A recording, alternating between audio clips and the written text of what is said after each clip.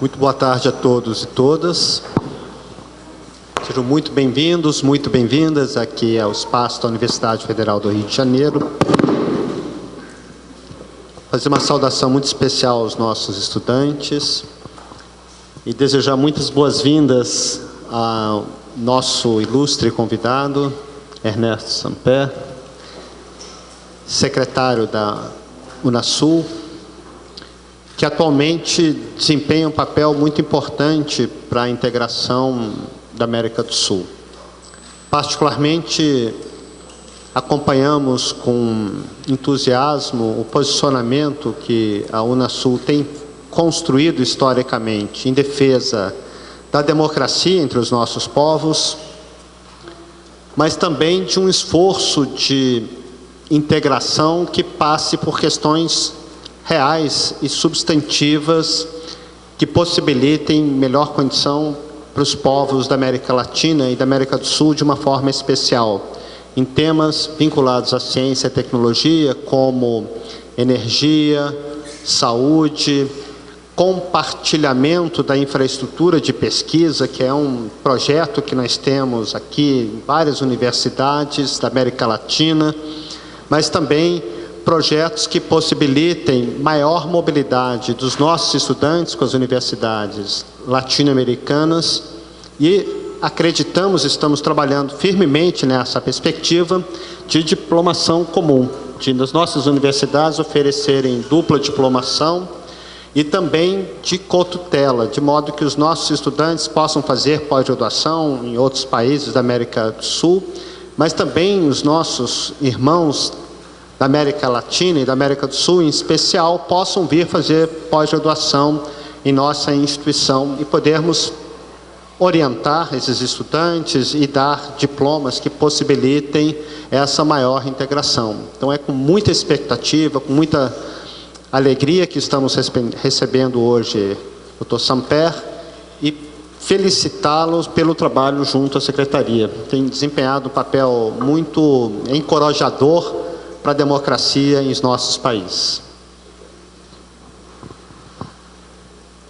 Muchísimas gracias al señor rector por esta bienvenida. Es un placer estar esta tarde con ustedes. Tenemos a Laura, que es una compañera argentina. No sé si ustedes quieren que ella vaya haciendo la traducción o me están entendiendo y sigo hablando en español. Les puedo asegurar que mi portugués es peor que su español. Así es que sigo hablando en español. Bueno, si tienen alguna dificultad, Laura nos ayuda. UNASUR es un escenario político. Nació como una respuesta a una serie de inquietudes de carácter político. La primera, el deseo de mantener a Sudamérica como una región de paz en el mundo, en un mundo afectado por guerras étnicas, por luchas religiosas, por conflictos propios de la Guerra Fría, como los que se están viviendo en Siria. Es una buena noticia que una región como Sudamérica, 430 millones de habitantes, 17 millones de kilómetros cuadrados, 12 países, la cuarta economía del mundo, siga siendo una región de paz. No es que no haya problemas en Sudamérica, sí los hay, pero por fortuna esos problemas los estamos resolviendo a través de soluciones pacíficas, a través de los movimientos sociales, a través de la convivencia entre las razas y las religiones. Ustedes no encuentran en Sudamérica, y espero que Brasil no sea en el futuro la excepción, presencia de armas nucleares. No hay armas nucleares en Sudamérica. La energía nuclear que existe en la región se está utilizando para fines pacíficos, para detectar el cáncer, para vigilar la calidad de los alimentos, para distintos fines de carácter pacífico. UNASUR nació para defender la paz y por eso en este momento estamos celebrando los acuerdos de paz que se están llevando a cabo en La Habana y que van a permitir poner fin a un conflicto armado de 50 años en mi país, Colombia. Segundo tema, la democracia. UNASUR nació para asegurar la continuidad democrática. Hace 60 años, en este país, como en el resto de países del sur, existían dictaduras militares. Desde hace 40 años, la gente está votando por renovar a sus dirigentes y por sus proyectos políticos. El papel de UNASUR, incluido Brasil, que ahora está como en dificultades, es asegurar la continuidad de la democracia, que la gente pueda votar, pueda elegir sus proyectos políticos y que la ciudadanía decida. Tercer punto, los derechos humanos.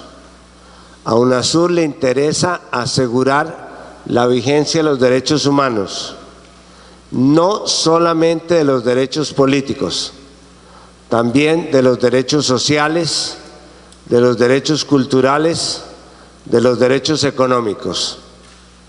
Para asegurar esa vigencia se han constituido 12 consejos sectoriales, un Consejo Suramericano de Salud, un Consejo Suramericano de Educación, un Consejo Suramericano de Infraestructura, un Consejo Suramericano de Tecnología.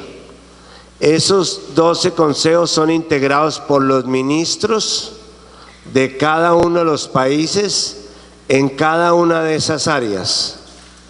Y por eso, como aquí bien decía el rector, nosotros queremos una integración concreta de carne y hueso. Y el gran proyecto de UNASUR en este momento es la ciudadanía suramericana. Somos una nación de 430 millones de habitantes. Tenemos un idioma común que es el portuñol. Tenemos unas raíces comunes. Tenemos una identidad que compartimos como nación. El 67, rector, el 67% de los suramericanos, según nuestras cifras, no quiere salir de Suramérica, quiere moverse dentro de Suramérica. La gente quiere estar dentro de su región y ese concepto es el que nosotros trabajamos para crear la ciudadanía suramericana. Esa ciudadanía suramericana se construye con derechos.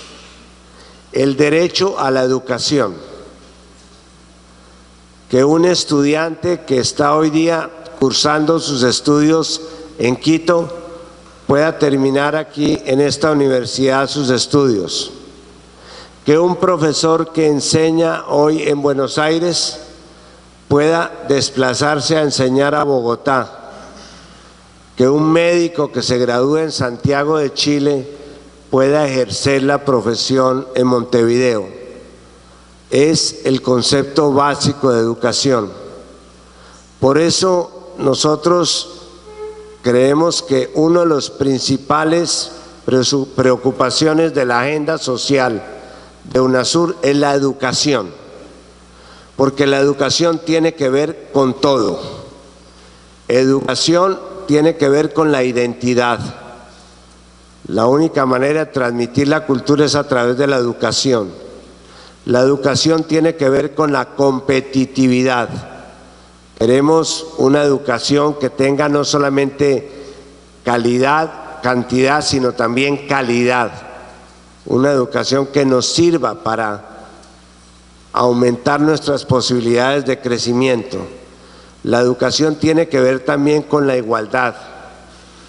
El gran desafío de esta región no es solamente que haya menos pobres, sino que se reduzcan las asimetrías. Somos una región muy desigual, desigualdades de género, desigualdades geográficas, desigualdades laborales, desigualdades sociales. La educación es un nivelador de la desigualdad.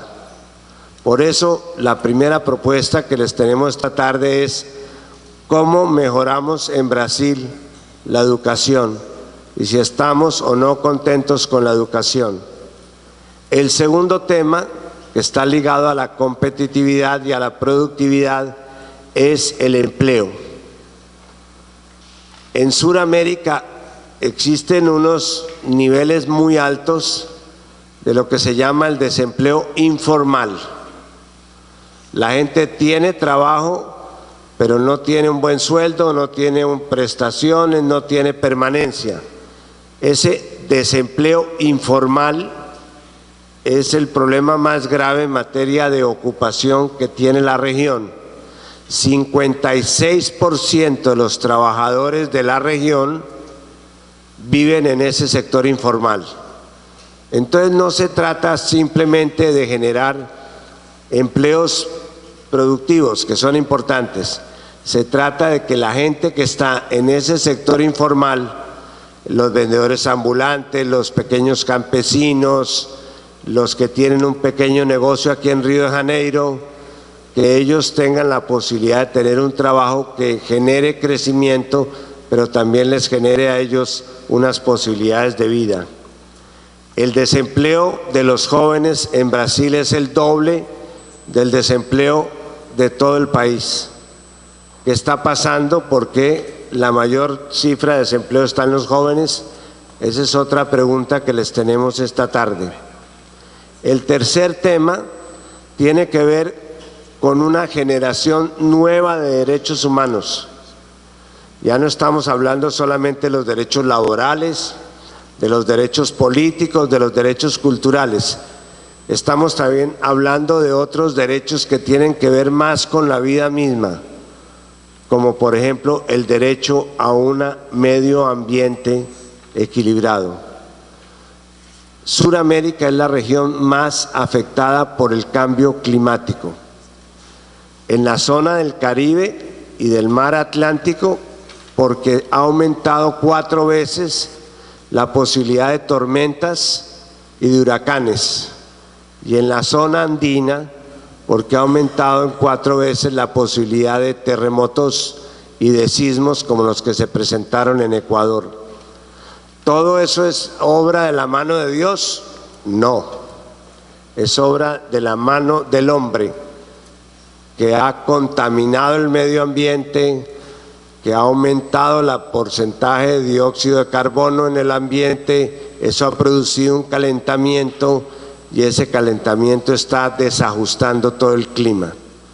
Pero así como estamos en la parte mala, también estamos en la parte buena, porque las grandes reservas de biodiversidad del planeta, es decir, las fábricas de producción de oxígeno, están en la biodiversidad amazónica. Es una gran reserva de vida lo que hay en el Amazonas y hay que protegerla y hay que preservarla y hay que pedirle a los países industrializados que así como ellos nos exigen que nosotros les aceptemos las patentes de sus medicamentos, también ellos acepten nuestra propiedad sobre ese banco de posibilidades de vida que está representado en nuestra biodiversidad. Y un tema final, el tema de la seguridad. Esta región tiene el mayor número de homicidios por habitantes del mundo. ¿Por qué? Porque aquí tenemos el mayor número de armas ligeras en poder de los habitantes. Porque se ha generalizado los temas de la violencia intrafamiliar. Porque hemos generalizado la idea de que todas las diferencias las tenemos que resolver de manera violenta. ¿A qué se debe esa inseguridad ciudadana? ¿Por qué ha aumentado tanto cierto tipo de delitos como los homicidios, los hurtos? Creo que tiene que ver con un contexto urbano que no hemos sabido asimilar adecuadamente. Pensamos que el desarrollo de las ciudades es simplemente construir puentes y avenidas, y que el tema social y el tema de la gente y el tema de la convivencia como que no formara parte del concepto de ciudad. Empleo, educación, seguridad, medio ambiente, derechos humanos, paz, democracia. Esa es la agenda de UNASUR y en eso estamos trabajando. Por eso los hemos invitado a este ejercicio que estamos haciendo en muchas ciudades de la región.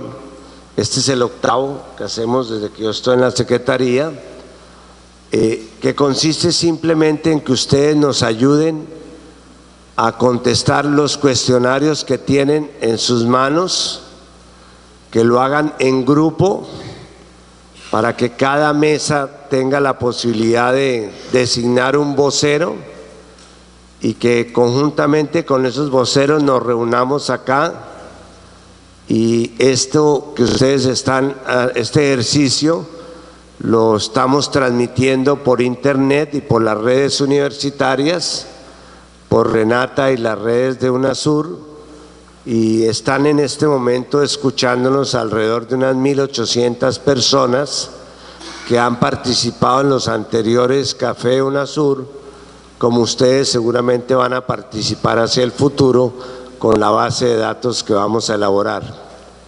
Voy a darle la palabra a la coordinadora de Café UNASUR, Andrea Fejet, para que ella les explique en qué consiste el ejercicio.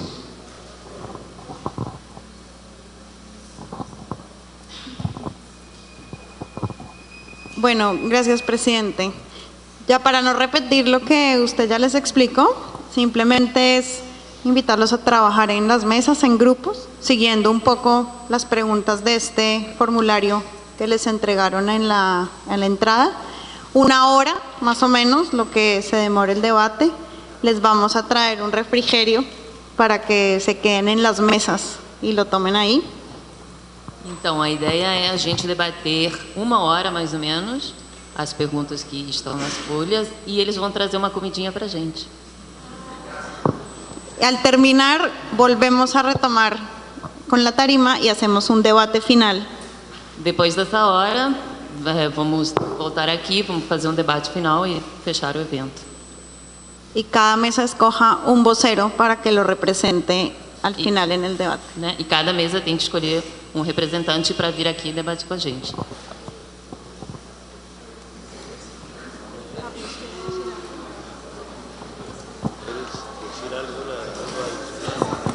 Eu só queria saudar a todos vocês, agradecer a UNASUR por ter nos escolhido, homenagear também o professor Rafael Padula, que foi o animador dessa iniciativa aqui entre nós, e dizer que eu pessoalmente fico muito orgulhoso que o Fórum de Ciência e Cultura da Universidade Federal do Rio de Janeiro esteja acolhendo esse evento entre outras coisas porque um dos esforços que eu acho ao qual temos que nos consagrar, sobretudo nós brasileiros, é nos sul-americanizar um pouco mais, né? Talvez de todos os povos da América do Sul, nós sejamos os menos conscientes da nossa condição sul-americana. E o esforço de descolonializar a universidade ou será feito junto por todos os sul-americanos e latino-americanos, ou estaremos condenados ainda a ser sempre uma universidade periférica. Então, eu vejo isso como um esforço muito importante para nós e fico muito orgulhoso, tanto quanto o reitor sei também, de que isso aconteça na nossa universidade, que tem esse compromisso com a Universidade Latino-Americana, com a Universidade Sul-Americana. Muito obrigado, Rafael, e muito obrigado a Unasur de nos ter escolhido. E mi casa es su casa.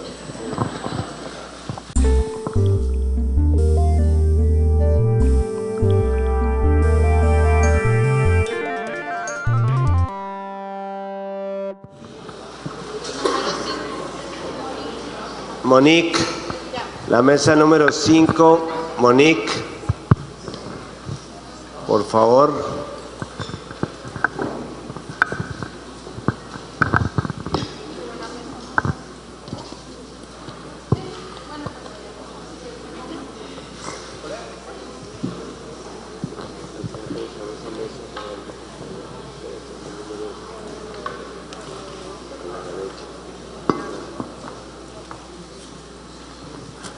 La número 11, Diego.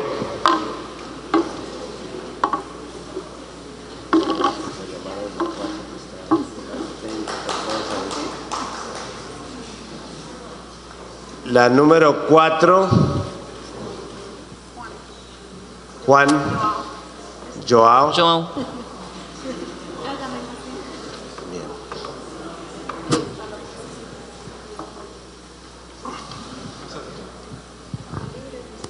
Bueno, el ejercicio que vamos a hacer, O exercício que a gente vai fazer agora es desarrollar conjuntamente é desenvolver conjuntamente el cuestionario. questionário. En este momento estamos transmitiendo por internet Nesse momento a gente está transmitindo pela internet todos los formularios que ustedes han desarrollado. todo o formulário que vocês desenvolveram.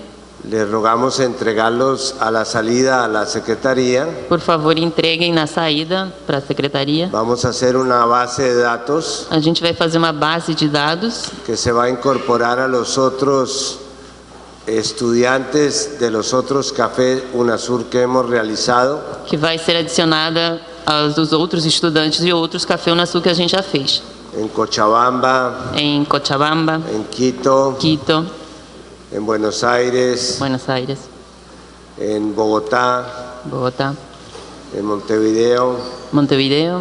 en fin, y ustedes serán la primera ciudad brasileña E vocês são a primeira cidade brasileira que queda incorporada al proyecto de Café Unasur. que incorporou o projeto de Café Unasur. Bueno, voy a tomar los nombres de ustedes.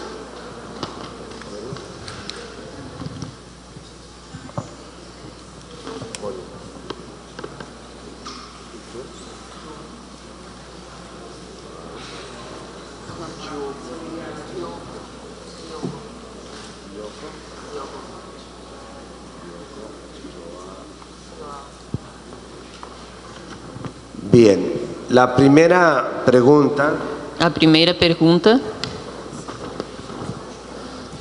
decía así: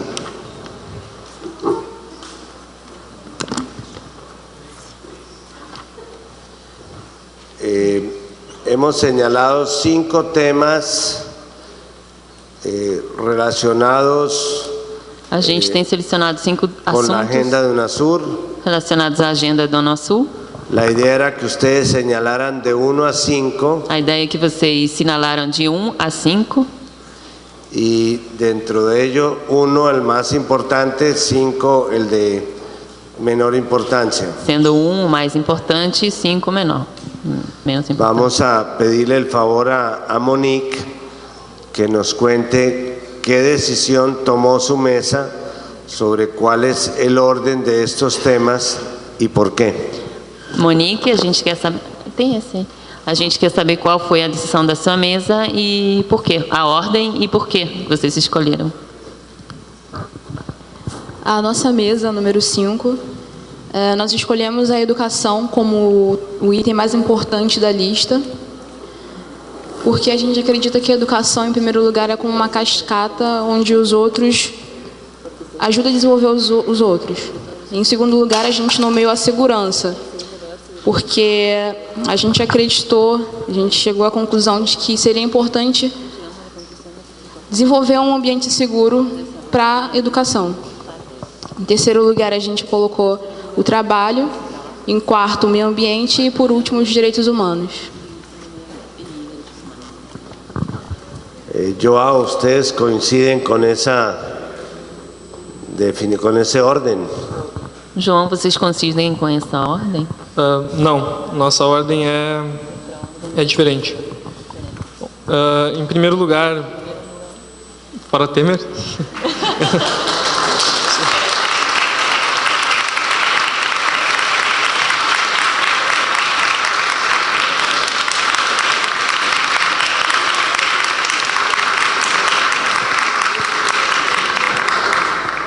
Mas em relação às prioridades, no momento, em primeiro lugar, educação.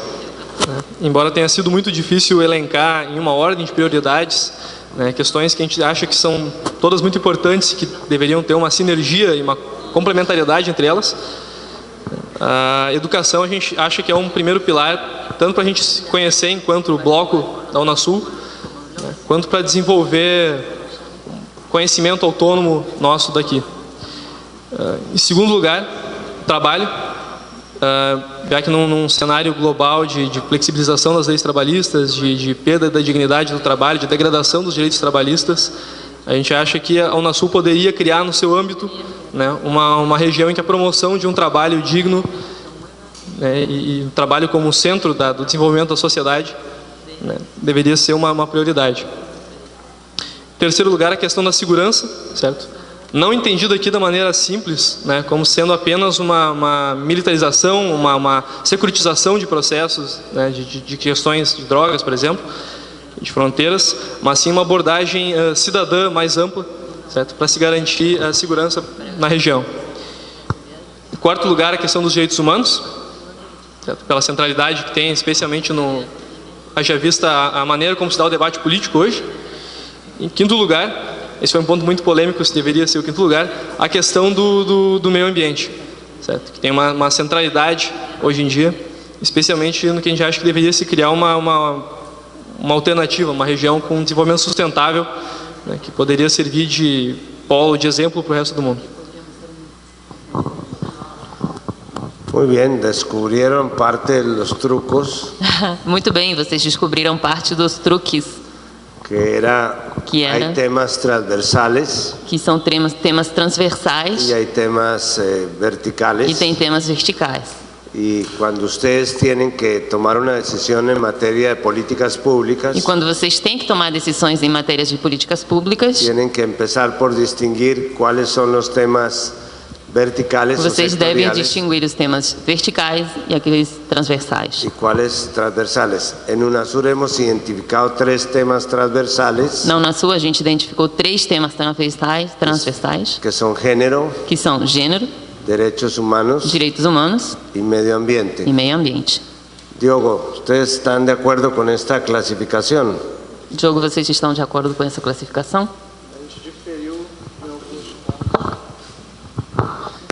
Boa tarde a todos. Meu nome é Diogo, eu sou estudante do curso de Defesa e Gestão Estratégica Internacional da UFRJ. E da mesa 11, eu queria apenas, antes de desenvolver aqui a perspectiva e o pensamento, dar crédito aos meus colegas da mesa 11, o Humberto, o Carlos, a Beatriz e a Glória, que nós trabalhamos em conjunto e grande parte foi desenvolvimento de todos, Bem, acho que nós nos assemelhamos a Monique primeiro, nos 2 primeiros pontos, O primeiro ponto que a gente colocou foi educação, porque a gente tem o mesmo entendimento, que o nosso colega também, de que a educação ela é a base para todos os outros temas, né? No sentido de que para você falar de meio ambiente é preciso ter uma conscientização sobre a importância do meio ambiente, das questões ambientais, tanto do trabalho, mesma coisa, e isso se estende para a segurança e direitos humanos da mesma forma. O segundo ponto, a gente colocou segurança também, pelo entendimento também de que segurança tomou uma amplitude muito maior depois da escola inglesa, né? Então, segurança hoje significa muitas outras coisas para além do aspecto militar, né? Então, existe segurança alimentar, segurança social, segurança... quando a gente fala de saúde, a gente também fala de segurança. Então, nós colocamos o segundo item como sendo segurança.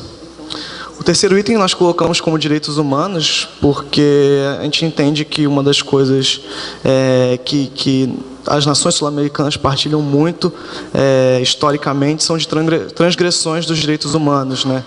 E que, obviamente, como já foi falado também, todos os temas eles são complementares e interconectados.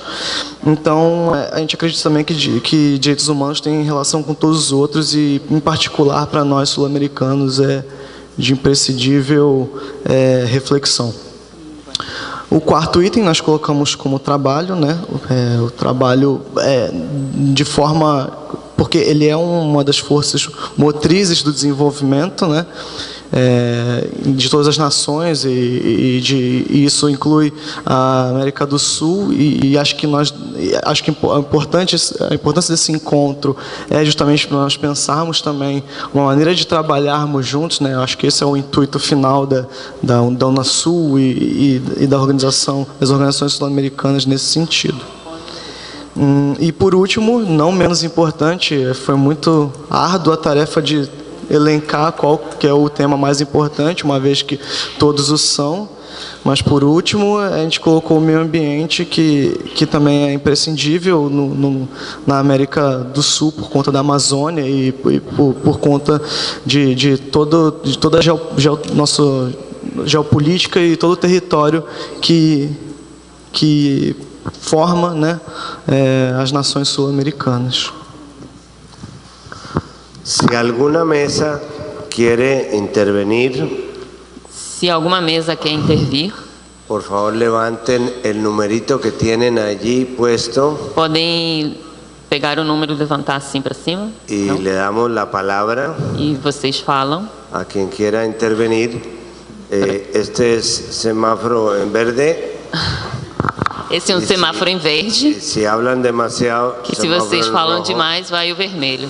Para que respeitem o direito dos demais. Vocês respeitem o direito dos demais a falar também. A poder falar.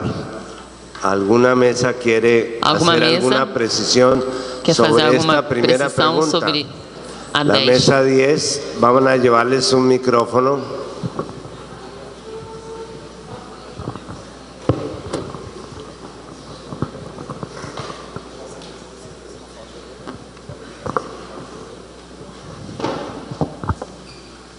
Se por favor se identifica. Meu nome é Killen, eu estudo Relações Internacionais na Unila Salle, em Niterói. Eu queria entender primeiro se a pergunta é sobre o grupo ou sobre o questionário como um todo, essas perguntas. Começamos com esta pergunta. Então, sobre essa pergunta, eu particularmente senti falta no questionário de que tivesse alguma coisa relacionada com integração física. Aqui a gente está numa forma mais ampla, mas aqui a gente não colocou nada voltado à economia diretamente. Se a gente fala de integração regional, eu entendo que seja uma coisa importante no âmbito da Unasul. Se a gente tem a iniciativa IRSA e outras coisas também importantes.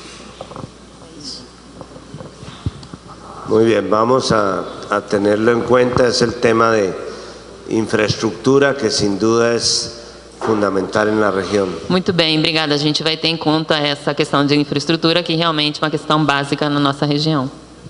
Alguma outra pergunta? Opinião sobre esta primeira pergunta? Alguma outra opinião sobre essa primeira pergunta, sobre a IRSA? Muito bem, vamos então com a segunda pergunta. Vamos passar para a segunda pergunta.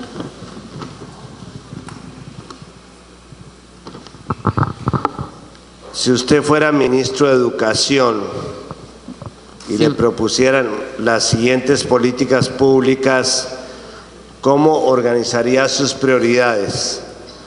¿Qué pondrían ustedes primero? ¿Calidad, investigación científica, programas comunitarios o acceso a más vagas? En español es cupos, ¿no? Oportunidades de educación. Vamos a darle en primer lugar la palabra a Diogo. ¿Cómo la contestaram ustedes? Como vocês responderam essa pergunta? Bem, nós partimos da seguinte lógica, né? Do seguinte raciocínio. A gente elencou da forma em que qualidade é o primeiro item, uma vez que, no nosso entendimento, para você ter um programa de pesquisa, acesso a mais vagas e programas comunitários sem qualidade não faz muito sentido, ao nosso ver. Então, em nosso entendimento, colocaríamos qualidade em primeiro lugar. Só uma coisa, a gente fez essa divisão antes de saber que cotas aqui eram vagas, então eu não vou falar, eu vou falar baseado no que a gente tinha entendido antes. O segundo, a gente colocou programas comunitários, porque é uma realidade brasileira de que 1% dos jovens têm acesso ao ensino superior e, mais ainda, os que têm uma condição, né, social e econômica têm mais acesso ao ensino superior, né, por questões financeiras e até mesmo políticas, geográficas, sociais. Então, a gente acredita que tem uma exclusão de uma parcela da sociedade do ensino superior. O ensino superior meio que se tornou, tem alguns aspectos, uma bolha em que o conhecimento, na maior parte das vezes, ainda mais em ciências humanas, ele não tem tanta aplicabilidade, ele fica muito restrito a essa bolha universitária. E isso por questões também de classificação do que é qualidade, né, no ensino superior brasileiro. Hoje em dia nós temos a CAPES priorizando questões mais produtivas do que qualitativas, onde um pesquisador bom é um pesquisador que produz 20 artigos por ano e não um pesquisador que produz um conhecimento que efetivamente é um conhecimento novo, inovador e que agregue algo mais palpável à sociedade. Em terceiro, a gente colocou pesquisa científica, né, no sentido de realmente gerar conhecimento, o desenvolvimento de conhecimento e inovação, para que nós possamos avançar em várias áreas, porque o desenvolvimento intelectual é uma das forças, né, que movimentam o desenvolvimento, né, e a geração inclusive de ciência, tecnologia e inovação. E o quarto, que a gente tinha entendido como cotas, a gente colocou como o último item, não menos importante novamente, mas como era necessário fazer uma escolha, nós optamos dessa maneira. A mesa número 6 está de acordo com este diagnóstico? A mesa número 6 está de acordo com esse diagnóstico?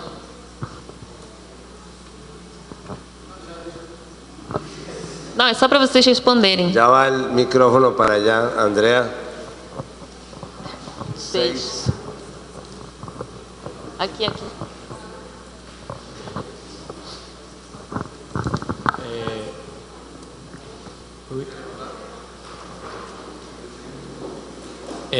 Boa tarde a todos, eu sou Antônio Oliveira, estudante de Relações Internacionais na UERJ, e eu acho que, pelo menos a nossa mesa 6, nós mudaríamos, até por causa do entendimento da questão das cotas, para a terceira posição e não para a quarta. Mas eu entendo também que foi uma questão do momento.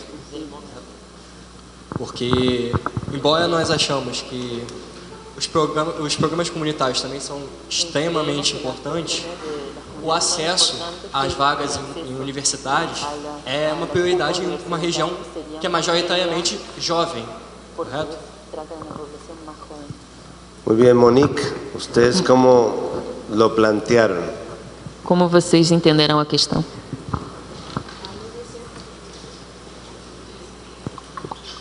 A mesa 5 teve uma ordem exatamente igual à da mesa do Diego, só que em alguns pontos que ele mencionou a gente teve um entendimento um pouco diferente. A gente também colocou a qualidade como um ponto principal, mas os programas comunitários a gente não entendeu como uma questão de acesso desigual. A gente entendeu como pouca intervenção dos estudantes na comunidade. Foi esse o entendimento que a gente teve de programas comunitários. E por esse motivo, a gente colocou programas comunitários em segundo lugar, mas não pelo motivo que você colocou. Em terceiro, a gente também escolheu pesquisa científica. E por último, o acesso a mais vagas, por entender que não tem sentido abrir mais vagas se a faculdade, a instituição, não investe em pesquisa. La mesa 3. A mesa 3, vocês estão de acordo com essa ordem de prioridades? Boa tarde. Bom, a mesa 3 fez um diagnóstico um pouco diferente dos que foram apresentados até então. Nós baseamos a nossa organização no entendimento de que o ensino superior, principalmente na experiência brasileira, ainda é muito restrito e ainda funciona de maneira muito elitista e elitizada, de modo que privilegia algumas camadas da sociedade, enquanto outras não têm pouco ou nenhum acesso. Desse modo, a ordem que nós usamos foi, em primeiro lugar, nós elencamos o acesso a mais vagas, porque nós acreditamos que uma universidade que sirva para a população, que sirva para seu país, é uma universidade que reflete os valores, os conceitos de todas as pessoas, de todos os povos, de todos os espaços que fazem parte daquele país. Em segundo lugar, nós colocamos os programas comunitários, porque acreditamos que a universidade não deve estar fechada em si mesma, mas muito pelo contrário, dialogar o tempo inteiro com o espaço que está ao seu redor.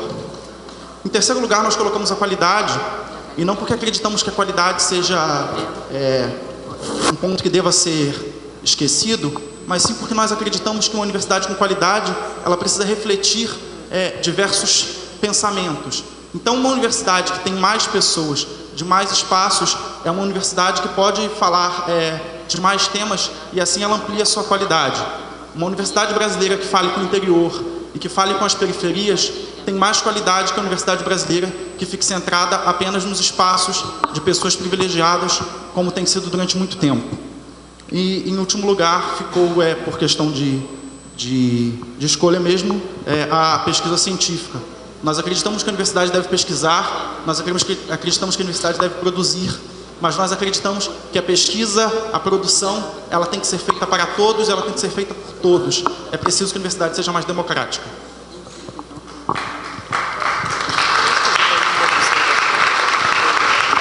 Muito bem, bom análise.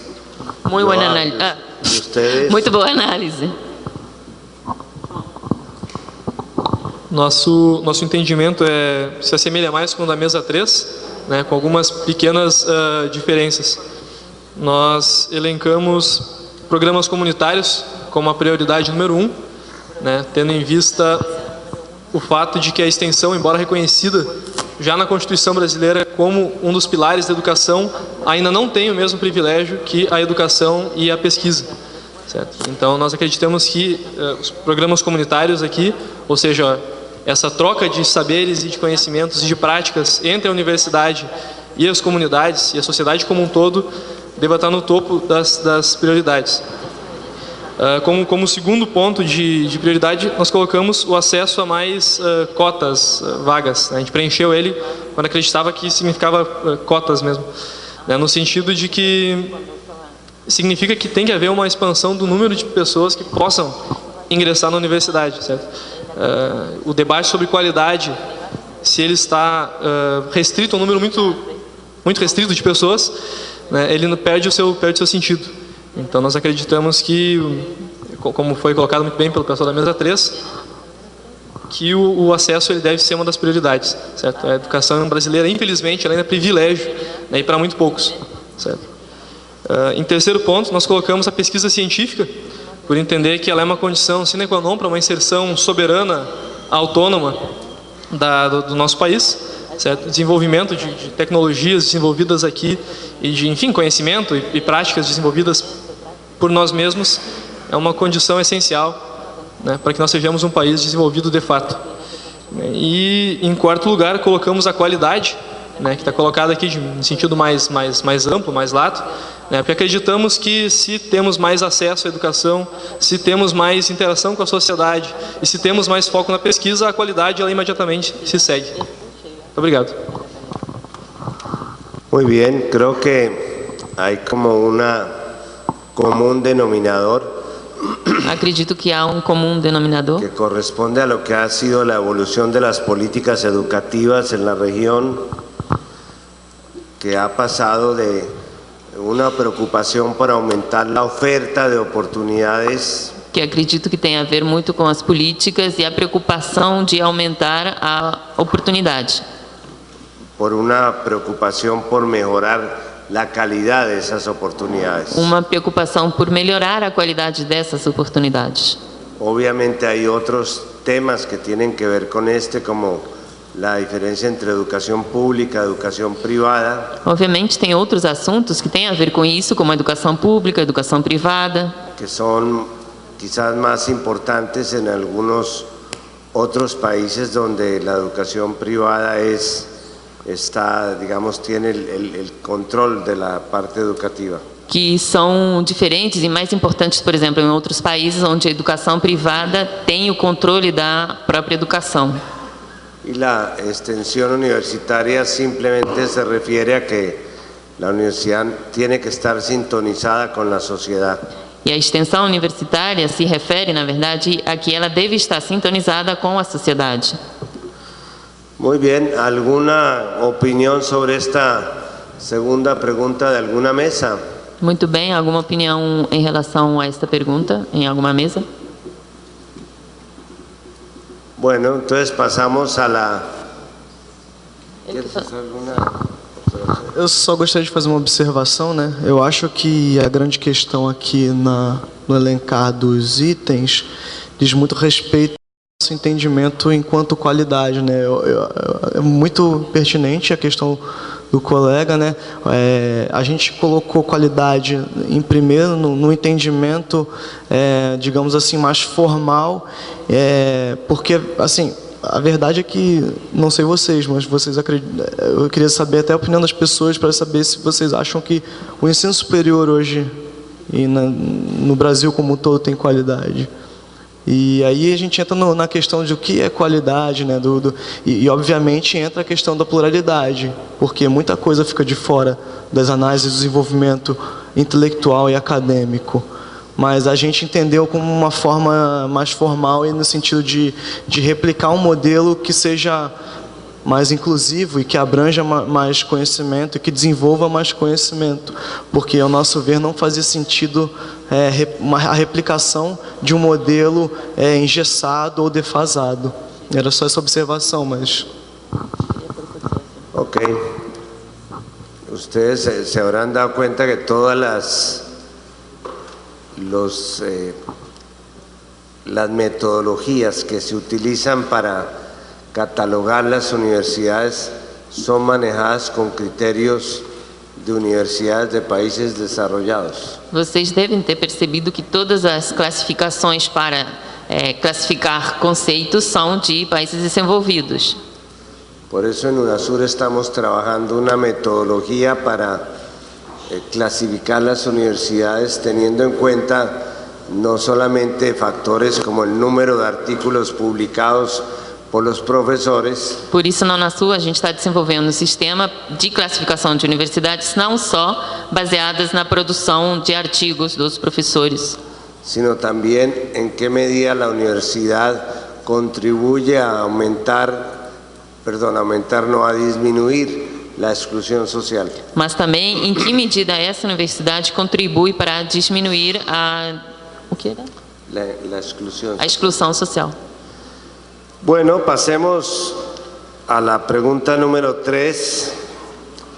Pergunta número 3. Gran país, muchos sectores.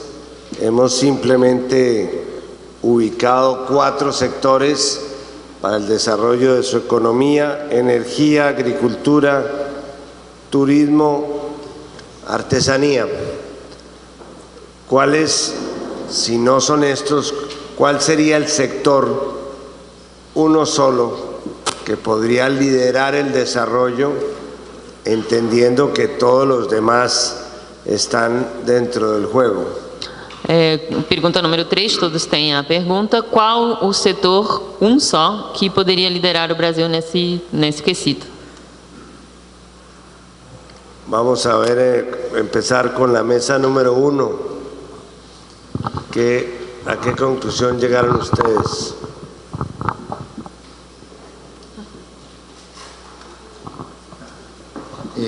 Bueno, yo voy a hablar en castellano, porque me pidieron que hable yo. Faço tradução? Faço tradução? Não querem. Ótimo. Bueno, nosotros discutimos un rato aquí. En principio dijimos energía y otros, ¿no? Porque estamos hablando aquí de un sector de la economía que generaría empleos. Agricultura puede ser un sector de la economía muy importante para el desarrollo porque genera divisas, porque genera exportaciones, pero empleos, que yo sepa, la agricultura no genera en ningún lugar del mundo, es decir, es expulsor de empleo la agricultura. La agricultura que genera empleo, no, como es un país que se desarrolla, me parece que no. Artesanato, artesanías, país que se desarrolle por artesanías tampoco. Turismo hay algunos ejemplos, pero un poco la coincidencia de la mesa es que vivir del turismo de los otros pasa a ser un país dependiente del gasto de un tercero, tampoco es lo deseable. Energía es esencial porque nada funciona sin energía. Un país que tiene un déficit de energía se para todo, que esté funcionando el resto es básico, y en general los países de América Latina tienen déficit de energía, caso Argentina, caso Brasil, que son los que conocemos mejor.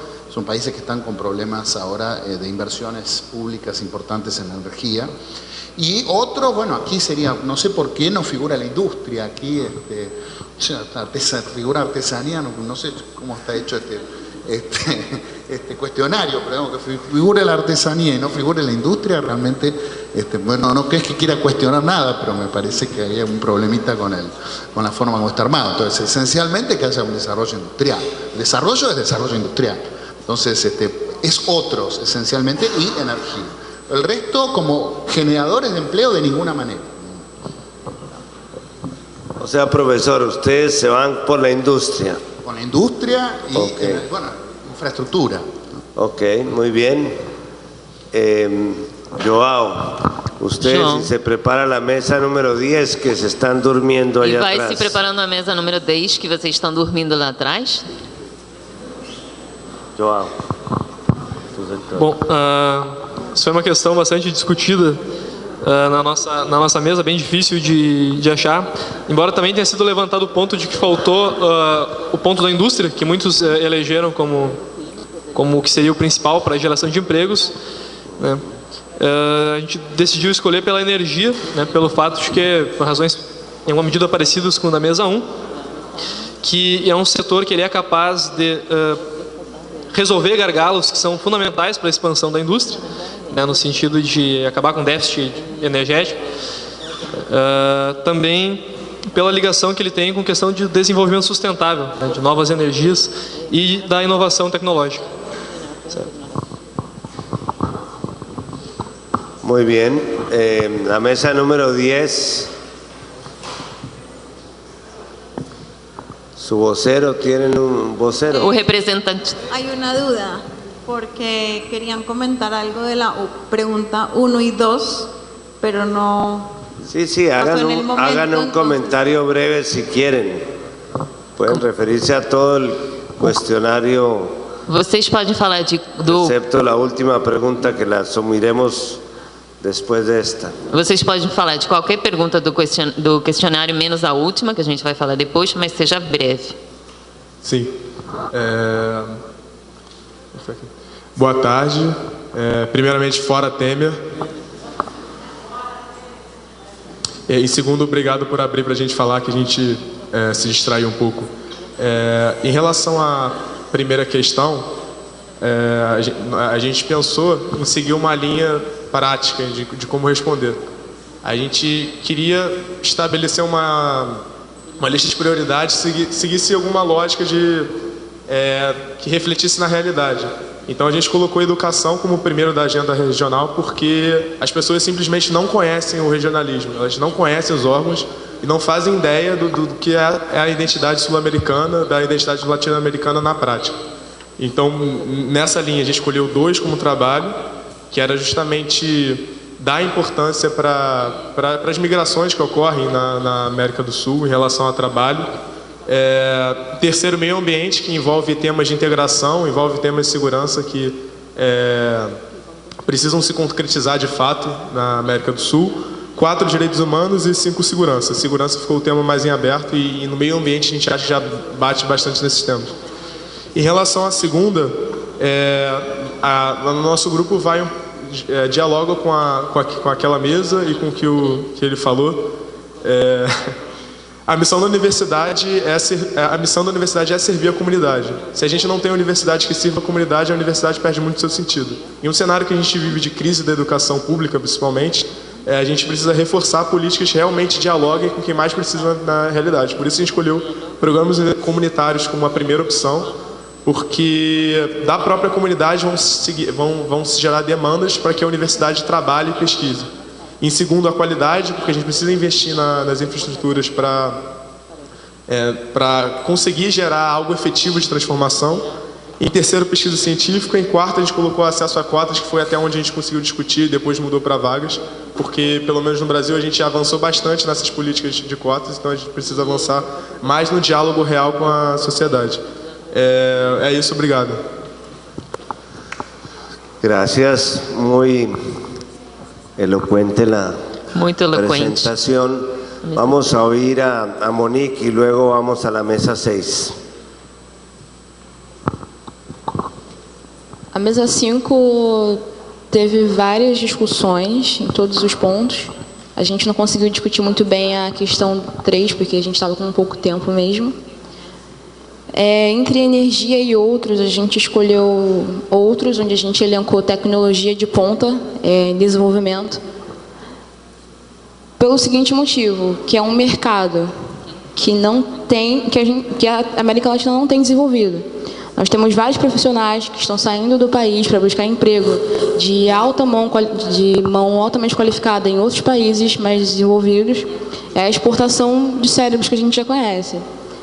E a gente tem que focar em algo que é novo, que vai abrir muitas portas, se tratando de olhar para o futuro e gerar empregos para o Brasil.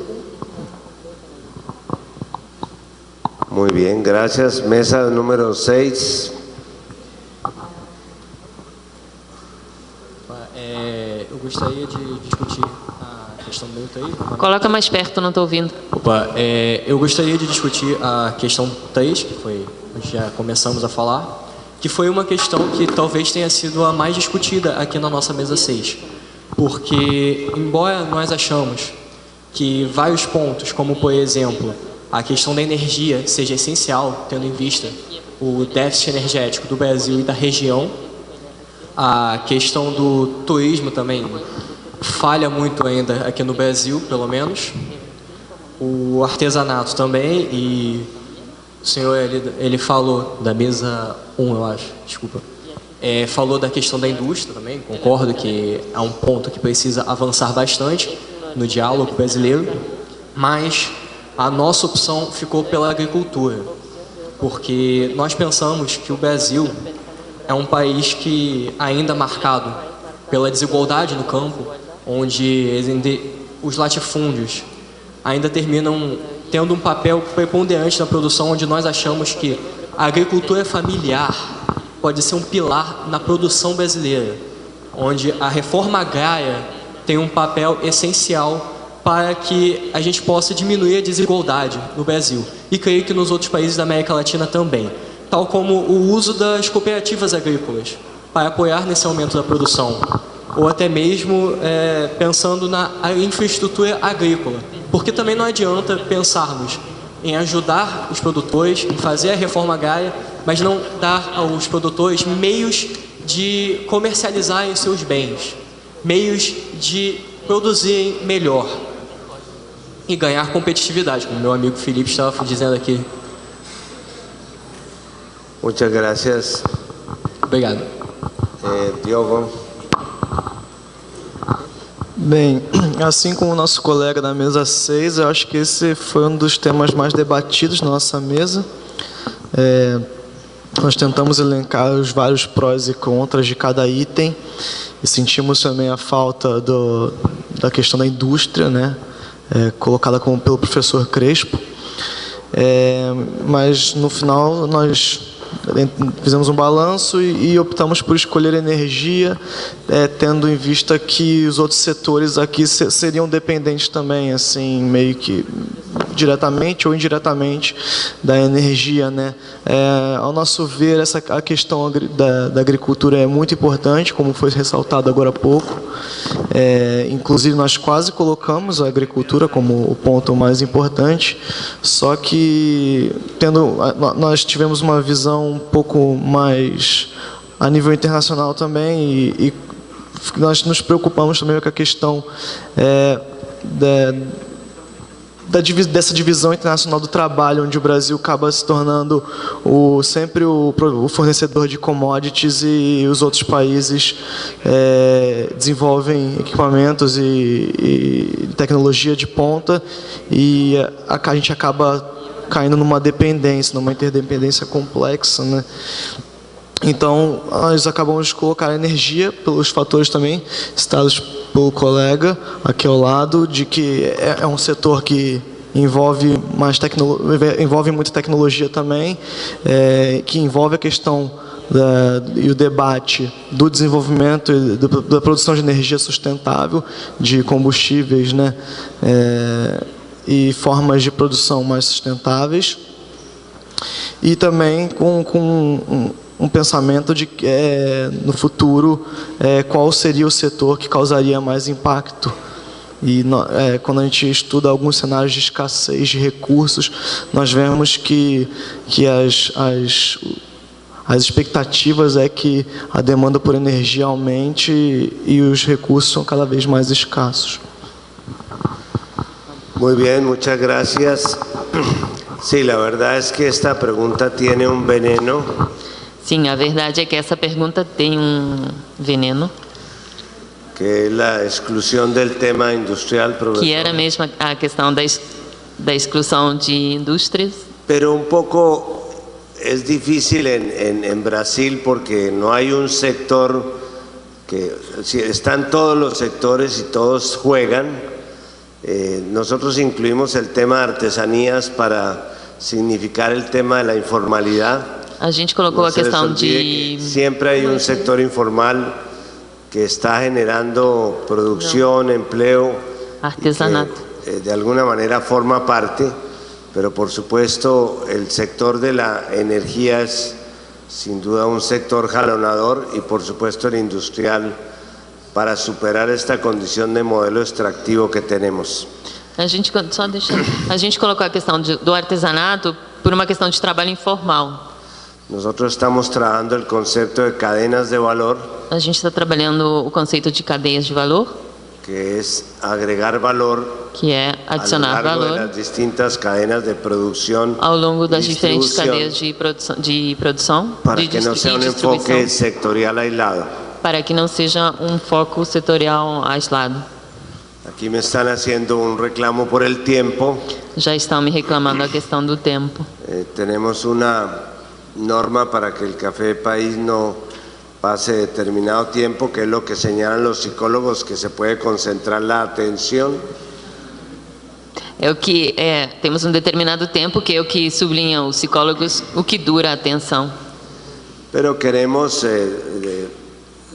hacer un muy breve paso por la última pregunta sobre prioridades ambientales con estos tres integrantes de la mesa, simplemente para que nos señalen de estas prioridades que hemos nosotros mencionado, conviniendo que Brasil es un líder en materia de medio ambiente, para ustedes, ¿cuál sería la prioridad que señalarían como más importante de todas las que están allí mencionadas como política de medio ambiente? Si ustedes fueran elegidos ministros de medio ambiente, que nadie quita que de golpe los puedan nombrar muy pronto. A gente vai fazer a última pergunta, aquela que você leu sobre meio ambiente, ainda tendo mais em conta que o Brasil é líder na questão ambiental. Então, qual foi a discussão na mesa? Na mesa 5, a gente elencou políticas de controle de contaminação como a prioridade número 1. Em segundo lugar, nós colocamos políticas de educação ecológica, mas ela ficou um pouco nivelada com a questão da políticas para proteger a biodiversidade. E, por último, nós colocamos políticas para deter os efeitos das mudanças climáticas. Muito bem. Bom, nós elencamos como primeiro ponto políticas para o controle da contaminação, né? Muito em função desse contexto em que a gente tem o crime ambiental de Mariana ainda não resolvido, nem mesmo questionado, para um país que se propõe e se considera líder mundial em questões ambientais, essa deveria ser uma prioridade, sem dúvida alguma. Em segundo lugar, a questão da proteção e biodiversidade, né? Nós somos um país que tem uma biodiversidade riquíssima, como é sabido, né? Tanto marítima quanto nas florestas, enfim, em diversos biomas, né? E também é sabido que há muito pouco controle, há muito pouca segurança sobre esses ativos, vamos dizer assim, né? Não há muito controle em termos de proteção de patentes sobre enfim, sobre essa biodiversidade toda. O terceiro ponto é a questão de mudanças climáticas, certo? Que é entendido aqui no sentido amplo como, enfim, diminuição dos níveis de poluição, geração de desenvolvimento sustentável, energias alternativas. E no quarto ponto, a questão da educação ecológica e ambiental.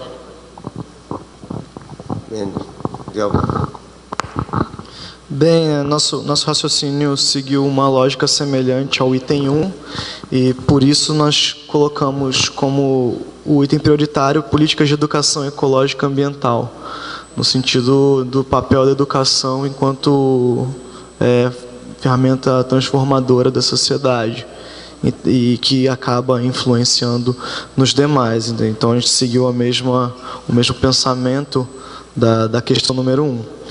Em segundo, a gente colocou políticas para proteger a biodiversidade, pensando nas relações causais entre a degradação do meio ambiente e a alteração e os efeitos de mudanças climáticas, o que vem antes e o que vem depois. Então, nós optamos por escolher políticas para proteger a biodiversidade.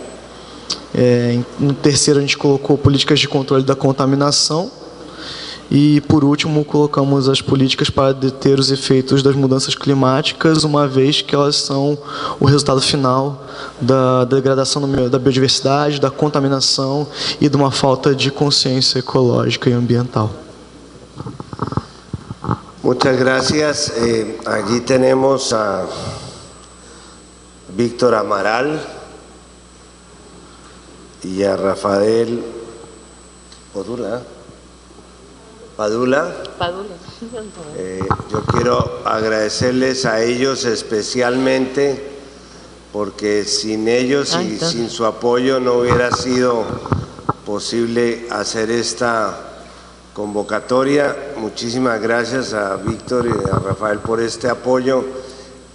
En premio, ojalá puedan enviar uno de estos estudiantes a hacer una pasantía en UNASUR. Estamos abriendo unas pasantías. Aquí está Pedro Silva. Pedro es el representante de Brasil. Es un brasileño que trabaja de director de Asuntos Económicos de UNASUR. También muchas gracias a él, a la viuda de Celso Furtado que nos acompaña, gran figura internacional y uno de los grandes economistas suramericanos. Muchísimas gracias por esta compañía, y a nuestra traductora del portugués al argentino, muchas gracias porque ha sido posible esta comunicación. Yo creo que el mayor efecto que produce este Café UNASUR es que la gente después del café por lo menos sabe cuál es la agenda de UNASUR. Eu acredito que o melhor do Café UNASUR é que as pessoas depois sabem qual é a agenda da UNASUR. E uma coisa importante que eu acho também, além dos agradecimentos, falar para vocês, é que qualquer dos estudantes daqui podem acessar a uma passantia, um estágio que a UNASUR está fazendo. Então é só pesquisar aí como é que é para passar 6 meses estudando e voltando. É um intercâmbio legal. También agradecer al rector Roberto Lear, a Carlos Weiner, coordinador del Foro de Ciencia y Tecnología, a Cariña Núñez, de Administración del Foro de Ciencia y Tecnología, a Glauber Parvalo, del Centro Celso Furtado, a Andrea Fejet, que es la coordinadora de UNASUR para este tema, a Ana María Serrano, que es la coordinadora de comunicaciones. Detrás de estas cámaras está la gente de UNASUR que está manejando el tema en las redes. Todo está siendo grabado en nuestros archivos. Y a todos ustedes, invitarlos a que hagamos este ejercicio que es definitivo para consolidar el tema de la integración. La integración no consiste en que se muevan las personas o que se muevan las cosas o que se muevan los capitales. La integración es esencialmente la movilidad de los suramericanos, que es lo que estamos tratando de lograr con estos diálogos. Obrigada a todos. O mais importante é que a integração não é questão dos governos, das questões de fora, é dos cidadãos. A gente se mobilizar e a gente ter uma consciência do sul-americano, né, de ser sul-americanos. Y ahora, si quieren, nos tomamos una foto acá para que como dice el Papa Francisco, lo que no está en foto no existe. Llega. Sim. Agora